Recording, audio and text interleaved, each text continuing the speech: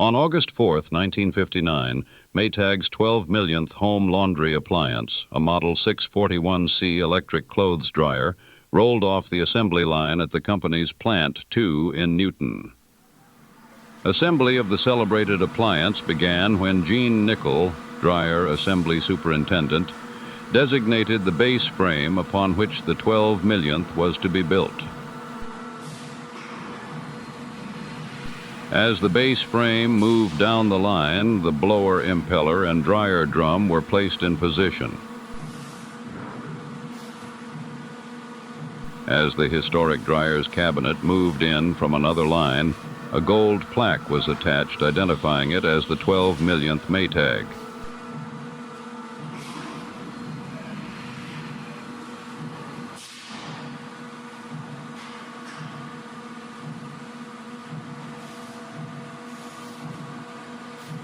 Following installation of the cabinet, a rubber seal was applied around its door opening.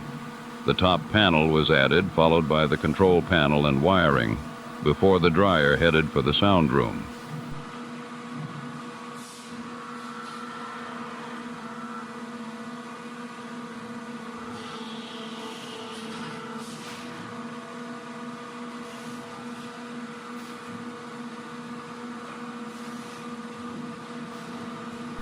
Testing of the dryer in operation began as the appliance moved steadily through the sound room.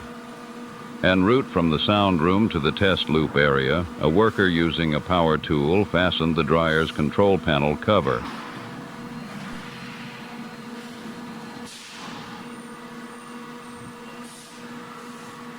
Descending the conveyor to the test loop, the dryer was distinguished only by its gold plaque. In its swing through the test loop, the 12 millionth underwent the same thorough testing which all other Maytags received.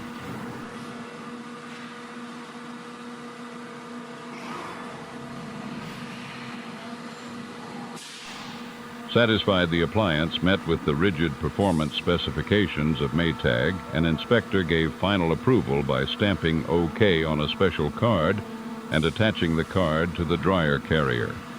Final step in its assembly was application of the dryer's back panel.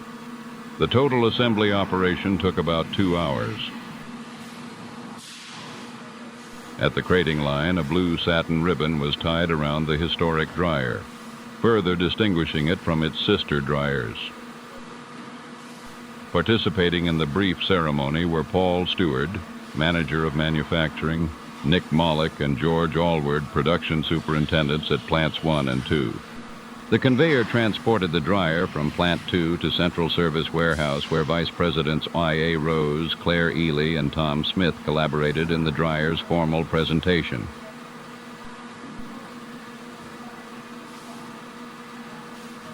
Executive Vice President George Umbrate greeted labor officials Bill Welch, President of Local 997, UAWCIO, and Edris Owens, the union's international representative in Iowa. With the dryer on an agricultural backdrop, Mr. Umbrate posed with Edgar Story, director of the Iowa Development Commission and guest speaker at the luncheon which followed, and Miss Jean Kaler, who reigned as queen of the 12 millionth observance. The selection of Miss Kaler, a winner in Jasper County's Queen of the Furrow contest, was in keeping with the farm industry theme of the milestone observance. The dryer was placed aboard a hay rack and, accompanied by Miss Kaler, paraded around Newton's Courthouse Square with a police escort before going to the local Elks Club for the milestone luncheon program. Nearly 100 persons, including local and state civic leaders, union and company officials, and representatives of the press, attended the luncheon, which featured an Iowa Threshers menu. Mr. Umbrate, in his talk at the luncheon, briefly outlined Maytag's production milestones, the last of which was observed in 1956 when the 10 millionth Maytag washer was built. Outstanding as the actual production achievements were, he said, the marketing of those thousands of appliances was equally as important. Said Mr. Umbrate, "The part of Maytag you see here in Newton is only half a company. The other half is scattered throughout the length and breadth of the land. It is to this unseen half of the Maytag company that tribute must go equally, for it is their accomplishment to have sold 12 million Maytag home laundry appliances.